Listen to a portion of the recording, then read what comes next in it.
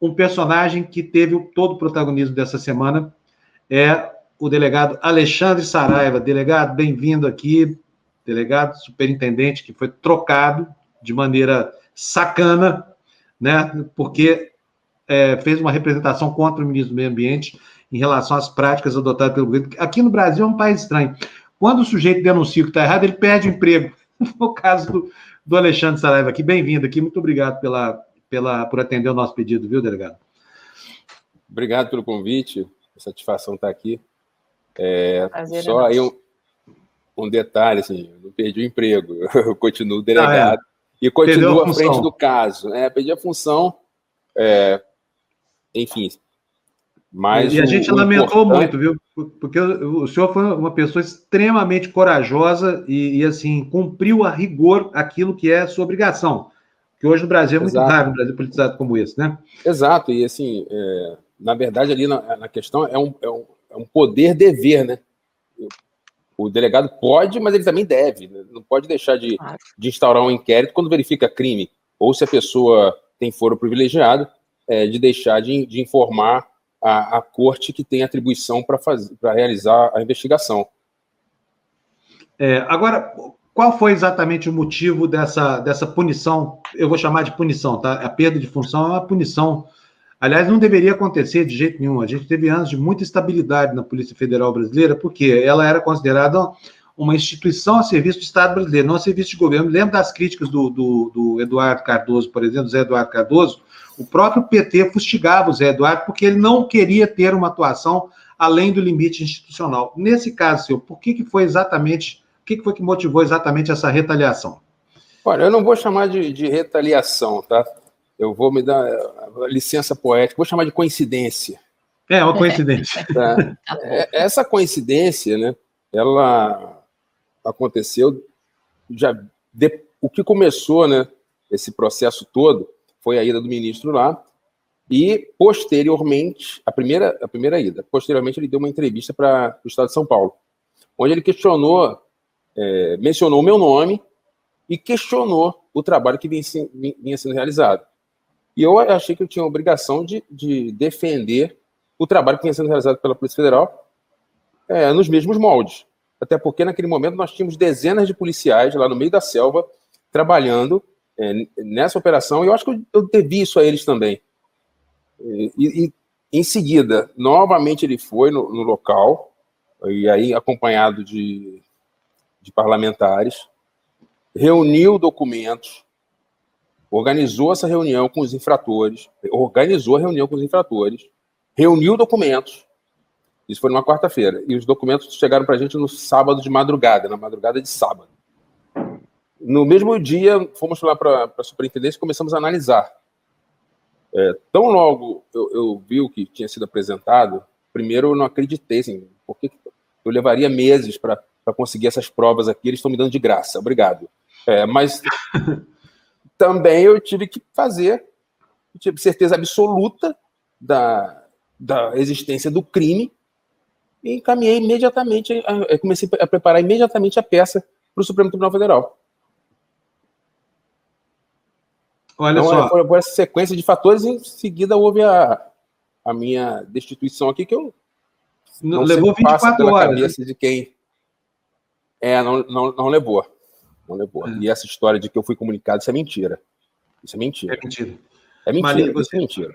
Isso é mentira. Não, eu queria só saber do delegado, porque assim, os meios como isso aconteceu, todo mundo está falando, todo mundo dá a versão de como foi, de como vai ser daqui para frente ou lá para trás. Eu queria saber se o senhor teve alguma reunião com o ministro, pessoalmente, e como é que foi essa reunião? Qual é o trato do ministro com os delegados, com as instituições nesse caso? Estamos falando do novo ministro? Estamos falando do ministro Salles. Do ministro Salles. Eu não encontrei com ele nessa ocasião. Quem estava lá, eu pensei que você estava falando do ministro da Justiça. Quem estava lá é um delegado que trabalha na divisão de meio ambiente na Polícia Federal em Brasília, que eu conheço, é meu amigo e trabalha junto conosco nessa operação. E ele me passou que ali para ele, o ministro, na primeira reunião, diz, parece que está tudo errado, vamos ver, tem que apresentar documento, mas depois esse discurso mudou, né?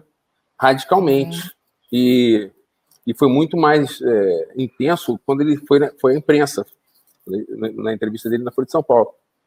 Na Folha de São Paulo, no estado de São Paulo. Porque é isso que a gente fica aqui, como leitor e como brasileiro, pensando, né? Como é que é o trato de um ministro que está vendo como é que a justiça está lidando com lei ambiental, com desmandos, e a gente tem essa curiosidade de saber, delegado, como é que vocês ficam no meio entre a lei e entre os abusos? É muito simples, a gente cumpre a lei, e as consequências que advirem disso, paciência, né? É quando você tem que fazer o certo, tem que fazer a coisa certa, né? E às vezes não é simples fazer a coisa certa, mas mesmo assim ela deve ser feita. Agora, delegado, deixa aqui perguntar uma coisa para o senhor. O que o senhor achou dessa ideia que está nos jornais? Porque o senhor conhece lá muito bem a região e vinha fazendo muito bem seu trabalho. O que o senhor acha dessa ideia do ministro de arrecadar dinheiro lá fora para montar uma milícia, tirando Polícia Federal, ICMBio, Instituto Chico Mendes da fiscalização ambiental? O senhor acha que isso pode funcionar num país com os problemas do Brasil? Olha, primeiro, não vejo a questão da defesa da Amazônia como uma questão financeira. O problema não é dinheiro, é foco. É colocar isso como um problema a ser resolvido. Ponto número 1. Tá? O IBAMA é extremamente qualificado, os servidores do IBAMA são extremamente qualificados, a Polícia Federal também, e essas duas instituições, ICMBio também, e essas instituições trabalhando juntas e de forma inteligente, utilizando a tecnologia, análise de imagens de satélite, elas são plenamente capazes de deter o desmatamento da Amazônia. Plenamente capazes. Por que não fizeram até hoje? Alguém pode perguntar. Porque, de fato, era um problema complexo e nós, instituições, demoramos a aprender a melhor estratégia de lidar com isso. Hoje nós sabemos. E tanto funciona que, mesmo com esses problemas todos, no mês de janeiro e fevereiro, houve uma redução do desmatamento, até sensível. Em alguns estados onde essa estratégia foi testada em campo, a redução foi nítida, muito grande. Por exemplo, Roraima teve um desmatamento no período de 2018 a 2019 um aumento de 202%. E no período de 2019 a 2020, uma redução de menos 49%. Isso está lá no site do INPE. Então, hoje, eu asseguro que a Polícia Federal, o IBAMA e o ICMBio têm condições de resolver esse celeuma na Amazônia, né? Porque, na verdade, o que a gente tem que atacar é a corrupção ambiental. É quem autoriza o desmatamento. Porque sem essa autorização de desmatamento, o desmatamento não vai acontecer. Sim. Não, pode completar. Eu achei que o senhor tinha. Pode completar, tranquilo. Não, porque eu estava ficando muito longo, né? Mas não, pode ficar à vontade. Aqui não tem questão de tempo. Qual é o grande, vamos chamar assim, de pulo do gato que nós percebemos, né? É porque a madeira tem uma coisa chamada DOF, que é Documento de Origem Florestal. A madeira só consegue circular pelo país, para o exterior, se ela tiver esse documento de origem florestal. E esse documento ele é gerado dentro de um processo administrativo estadual. Porque com a Lei Complementar 140 de 2011, a atribuição para autorizar o desmatamento saiu da União e foi para os estados. Isso, para mim, foi um grande retrocesso, causou um grande retrocesso na defesa da Amazônia. Porque esses processos no âmbito do Estado, eles são cheios de fraude, e gera muito DOF. E com DOF, se legaliza madeira ilegal. Como que eu posso explicar isso assim, para fazer um exemplo, né, para as pessoas compararem entenderem melhor? Imagina uma loja que venda automóveis furtados, roubados. 90% do que essa loja vende são veículos furtados e roubados. Se o criminoso que é dono dessa loja ele tiver um esquema lá no órgão estadual de trânsito, de modo a conseguir colocar documento nesses carros, o lucro dele vai ser extraordinário. É isso que acontece com a madeira. Mesma coisa, é só substituir madeira por automóvel e DOF por CRV. Né? O carro não vai conseguir circular sem esse documento. E ninguém vai se animar a comprar um carro que não tem documento. Mesma coisa é madeira. Tanto que nós já pegamos em conversas, interceptamos conversas de madeira em operações que o custo de sigilo já está levantado, que falam assim, ó, meu problema não é madeira. Madeira eu tenho aqui de graça. Meu problema é DOF. Então, assim, se a gente colocar dentro de um órgão estadual, em parceria até com um órgão estadual, como acontece aqui no Amazonas, por exemplo, para checar esses processos, a gente consegue enxugar essa verdadeira derrama de DOFs no mercado. E sem o DOF, o sujeito não tem como movimentar a carga. Se ele movimentar, vai estar sujeito à apreensão, e vai acontecer. E aí ele não vai ter dinheiro para financiar o desmatamento. Então, assim, isso é um modelo de atuação bastante eficiente que eu não vejo ninguém falar, né? Não adianta colocar...